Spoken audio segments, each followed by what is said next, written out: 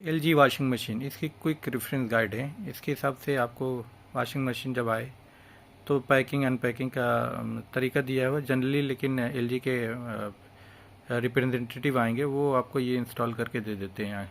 ठीक है, तो ये इजी है और इसमें बहुत सारे मेथड दिए हुए हैं, आप उसके हिसाब से कर सकते हैं।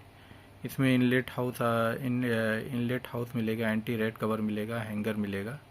हैंगर तो कम ही यूज़ होता है, बाकी उसके अलावा वॉशिंग मशीन के जो पूरी वॉशिंग मशीन मिलती, तो वो जब आएंगे तो वो आपको गाइड करके भी समझा देंगे। दूसरा उसका जो पार्ट होता है अनपैकिंग का, ये भी पार्ट वही लोग करते हैं, लेकिन ये ध्यान रखिएगा एंटी रेड कवर लगा लीजिएगा। जिधर एलजी वाले ज़्यादा आनाकानी करते हैं उसको लगाने के लिए, तो कोई हेल्दी सा अगर उनके यहाँ आता है तो वो लगाने में जल्दी कर देता है, वो ठीक रहता है। लेकिन आप रिक्वेस्ट कीजिएगा कि एंटी रेड कवर लगा ही लगाए, अदरवाइज़ वो अवॉइड करेंगे कि नहीं मत लगाओ, क्या ज़रूरत है ये सब, तो वो ध्यान रखिएगा आप। ठीक है, फिर तीसरा है उसकी पोजीशनिंग जो पार्ट है वो बहुत इंपॉर्टेंट पार्ट है। इसमें वॉशिंग मशीन का बैलेंस होना ज़रूरी है। अगर बैलेंस नहीं होगा तो वॉशिंग मशीन क्या होगा, बहुत घड़ घड़ की आवाज़ करने लगेगा और जिससे आपको लगेगा बहुत ज़्यादा साउंड हो रहा है। तो अब जैसे मान लीजिए आपने शिफ्ट किया और ये सब चीज़ें किया, तो वॉशिंग मशीन तो आप शिफ्ट करते वक्त उसका हुक वगैरह टाइट करके लेके आते हैं, पीछे 4 हुक लगे रहते हैं, और फिर उसको अनक्लॉक करना, उसको बाहर निकालना पड़ता है। निकालने के बाद फिर आपको वॉशिंग मशीन जहाँ आप लगा रहे हैं तो वहाँ बैलेंस करने की ज़रूरत है। इसके साथ एक वो भी मिलता है आपको, इस नट कसने वाला पेंच मिलता है, तो उसको आपको वॉशिंग मशीन को हॉरिजॉन्टल आपको सरफेस के हिसाब से एडजस्ट करना पड़ेगा, जैसा कि इस मेथड में दिया हुआ है। आपका स्क्रू जो नट बोल्ट है वॉशिंग मशीन के पाँव पे, उसको आपको ये अपना क्लॉकवाइज एंटी क्लॉकवाइज दोनों तरफ से घुमा सकते हैं, बस आपको बैलेंस कीजिएगा। और जब पूरा आपका बैलेंस हो जाए तो ये आपका वॉशिंग मशीन फिर बैलेंस हो जाएगी। तो उसका मतलब हॉरिजॉन्टल आपका सही रहना चाहिए, जैसे 90 डिग्री पे पूरा परपेंडिकुलर होना चाहिए, तो आपका सही हो जाएगा ओवरऑल। उसके बाद आपका जो एंटी कवर वाला जो बात हुई थी, एंटी कवर वाली, तो उसमें देखिए आपको क्या क्या मिलता है। एक तो आपको मिलता है एंटी कवर में रेड कवर इंस्टॉलेशन, ये वाला पार्ट तो वही लोग करते हैं, क्योंकि ये वॉशिंग मशीन काफ़ी भारी होती है, तो ये वाला पार्ट वो जो इंस्टॉलेशन वाले आते हैं वो करते हैं, तो ये वाला पार्ट आप करवा लीजिएगा, इजी है, लेकिन वही करेंगे। ठीक है, दूसरा है कि इसमें आप देख रहे होंगे कि बेंट इंसर्ट ऑफ फ्लैप और एंटी रेड कवर, ये चीज़ तो ठीक है। इसके अलावा इसके आपको मिलता है, इसके अलावा ये वो कर देंगे आपका, तो ये करवा लीजिएगा। अब आता है पांचवा जो मेन है, ये भी वो आपको दिखाएंगे, लेकिन उससे पहले आपका, अब आप सोचोगे कि वॉशिंग मशीन आया है तो आपके नॉर्मल टाइप में लग जाएगा, नहीं वो नहीं लगता है। प्रॉब्लम ये आती है कि उससे पहले आपको इंतज़ाम कर लेना कि जो नॉर्मल जहाँ पे आपको जहाँ से पानी देना है उसका जो नल है, टैप है, उसका एक स्पेशल टैप आता है वॉशिंग मशीन का, वो आपको ख़रीदना होगा और अपनी जहाँ से आप पानी सप्लाई करने वहाँ पर रिप्लेस करना पड़ेगा। नॉर्मल वाला टैप यहाँ पे नहीं चलता, क्योंकि इसका एक हुक होता है, हुक में एक सॉकेट होता है, सॉकेट के अंदर ही ये जो इसका कैप होता है वो फिट हो पाता है, अदरवाइज़ वो फिट नहीं होगा। तो अगर आपके यहाँ वॉशिंग मशीन वाला आ रहा है इंस्टॉलेशन के लिए, तो उससे पहले ही आप हार्डवेयर शॉप पे जाके ये दूसरा जहाँ से आपको सप्लाई लेनी है और नल का करना है, तो नल अपना फिट करवा लीजिएगा। अदरवाइज़ वो आएगा फिर बोलेगा आपसे कि आप खुद ही कर लीजिएगा, जब नल ख़रीद के लाइएगा, उसके पास टाइम वाइम नहीं होता। तो आप उससे पहले रेडी करके देख लीजिएगा कि आपको कहाँ लगाना है, पाइप कितना बड़ा लेना है, वो सारा इंतज़ाम आप कर लीजिएगा। हाँ, अगर मान लीजिए आपको 1 मीटर का टायर, ये 1 मीटर 1.5 मीटर का जो वेल्डिंग वॉशिंग मशीन के साथ पाइप मिलता है, वो क्या होता है कि कभी कभी आपको लगता है अरे यार यहाँ तो ये छोटा पड़ जाएगा जहाँ से टैप आपका नल चलाना है, तो उस केस में आपको रेडीमेड एक आता है 2 मीटर का 3 मीटर का बना बनाया आता है और हार्डवेयर दुकानों पे मिल जाता है, तो वो वाला आप ला के लगा सकते हैं। तो ठीक है, उसके बाद आपका नेक्स्ट पार्ट है।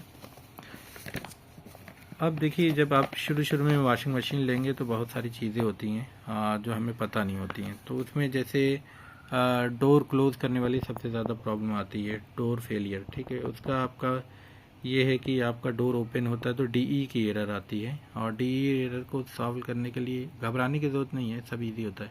अगर आपका वारंटी में तो जितनी चाहे बार आप फ़ोन करके उनको बुला लीजिए, वो रिज़ॉल्व करते रहेंगे। ठीक है, लेकिन एक बार भी आप अपने से कोशिश मत कीजिए कि डोर एरर आ रही है तो सिंपल है, आपको वॉशिंग मशीन बंद करनी है, थोड़ी देर वेट करना है, और फिर उसको जो पुश बटन राइट साइड में होता है उसको दबा के थोड़ा सा वो बाहर निकालने की कोशिश करना है। अपने से ज़्यादा ताकत मत लगाइएगा, उसके अंदर प्रेशर बना रहता है, इसकी वजह से खुलता भी नहीं है। तो जैसे जैसे आपको आदत पड़ जाएगी आप समझ जाएंगे कि हाँ इतना है, लेकिन शुरू शुरू में तो बिल्कुल मत कीजिएगा, नहीं तो आप कैसा हो सकता है गेट का लॉक टूट सकता है, तो वो ध्यान रखिएगा।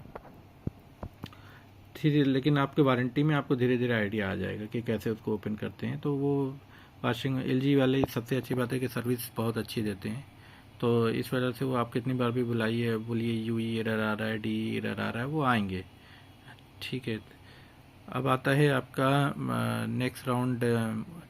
मशीन कभी कभी अनबैलेंस्ड हो जाती है तो यूई एरर आता है, तो मशीन उस कैसे कि आपने एक कपड़ा एक चादर डाल दिया और उसकी वजह से लोड जब घूमता है तो वो डिसबैलेंस हो जाता है, तो वो कभी कभी होता है।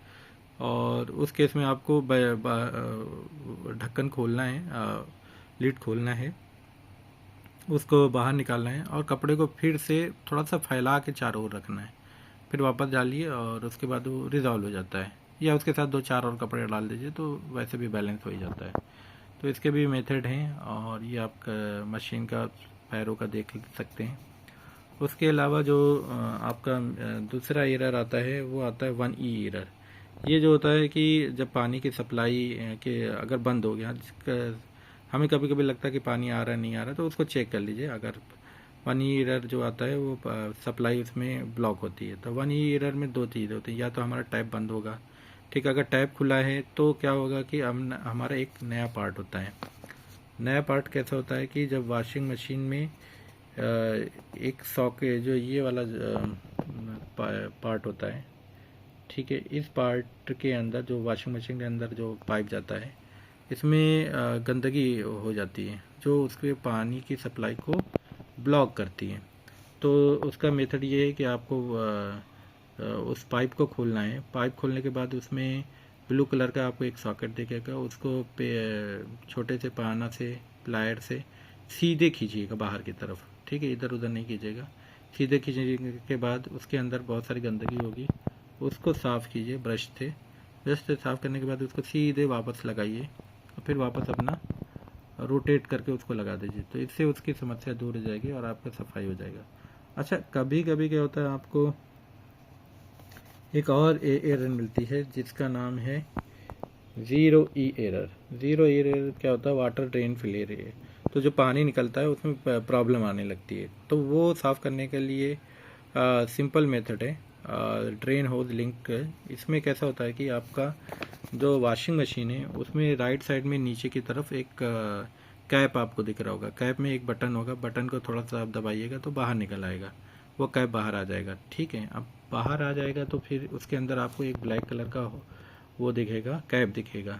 ठीक है, तो उसको आपको खोलना है एंटी क्लॉकवाइज। एंटी क्लॉकवाइज आप जैसे खोलेंगे तो वो बाहर निकलेगा, बहुत तेज़ी से पानी निकलेगा, बहुत तेज़ी से पानी। अगर अब आपको, अच्छा एक चीज़ और है कि जब आपका ढक्कन ना खुलता हो किसी वजह से, तो इस पाइप की मदद से इसको ड्रेन को खोलिए और इसका पानी निकालिए, फिर थोड़ी देर बाद आपका ढक्कन खुल जाएगा। तो वो ढक्कन कौन सा, जो अपना गोल वाला बड़ा वाला है जिससे आप कपड़े अंदर डालते हैं, वो कभी कभी नहीं खुलता है। तो उस केस में आपको क्या करना है, ये वाला जो ड्रेनेज पाइप है इसको खोल देना है, इससे पानी बहुत तेज़ी से बाहर आता है। तो ध्यान रखिएगा कि आपका ऐसी जगह वॉशिंग मशीन हो जहाँ से पानी का बहाव हो, अदरवाइज़ आपको मोटा बोरा वोरा लेके वहाँ पे पानी रख दीजिएगा, पानी वहीं इकट्ठा होगा, क्योंकि पानी तो ज़मीन पे ही आएगा, वॉशिंग मशीन ज़मीन पे ही होती है। तो वो ध्यान रखिएगा। उसके बाजू में एक छोटा सा पाइप भी होता है, पाइप को खींचिएगा, रबर का ही होता है और उसका कैप है, कैप से बाहर वो खींच दीजिएगा, उसमें से पानी निकलेगा, फिर वापस इसको कैप को बंद कर दीजिएगा, फिर जैसा है वैसे लगा दीजिएगा। अब जो ब्लैक वाला था उसको सफाई करेंगे तो उसके अंदर बहुत कूड़ा कचरा होगा। कूड़ा कचरे को साफ़ करने के बाद ब्रश से साफ़ कीजिए, फिर उसको वापस उसी सॉकेट में लगा दीजिए। लगाने के बाद फिर से आप हाँ, ये सारा काम करते वक्त ध्यान रखिएगा कि आप वॉशिंग मशीन का करंट बंद करके रखें हैं और पानी भी बंद करके रखें, ठीक है। तो फिर उसके बाद कवर बंद कर दीजिए तो आपका 0E एरर भी चला जाएगा। अब आपका एक पार्ट ये बचता है कि बाकी तो डेट इज़ ओके। हाँ, धुलाई करने से पहले आप थोड़ा देख लीजिएगा कि जैसे एक है कि केयरिंग बिफोर वॉशिंग, कपड़ों की धुलाई करते वक्त उसको उल्टा करके धुलिए, ठीक है। उल्टा करने के बाद फिर उसमें जो रबर रहता है अंदर उसको कि देख लीजिए कि प्रॉपर है कि नहीं है, और उसके अलावा कैसे साफ़ सफाई करनी है वो है। और आपका एक ये है कि ड्रेनेज का जो पाइप होता है वो आपका नीचे की तरफ आना चाहिए, और उसकी सप्लाई थोड़ा सा देखें, प्लग पावर और ये सप्लाई ऊपर की तरफ होनी चाहिए। फिर यहाँ पे जहाँ पे ट्रेन का पाइप जा रहा है वहाँ पे कोई ब्लॉकिंग नहीं होना चाहिए, और इसके अलावा वो हमेशा ओपन होना चाहिए। ये है एक मेथड। दूसरा है पावर कॉर्डिंग। तो पावर कॉर्डिंग अर्थिंग वाला ही आप लगाइएगा, क्योंकि अर्थिंग नहीं लगाएंगे तो वॉशिंग मशीन में करंट आने लगता है। तो अर्थिंग वाला मतलब 3 प्लग होना चाहिए, और घर में अर्थिंग की 3 प्लग में अर्थिंग होनी चाहिए। कभी कभी हम लोग 2 प्लग लगाते हैं और तीसरे प्लग में अर्थिंग नहीं होती, तो अर्थिंग होना चाहिए। अर्थिंग ग्रीन वाला वायर देता है, तो वो लगाइएगा। वेट हाथों से प्लग मत छुइए, ये भी एक वो है। उसके अलावा आपका और तो आई थिंक हो गया। धन्यवाद।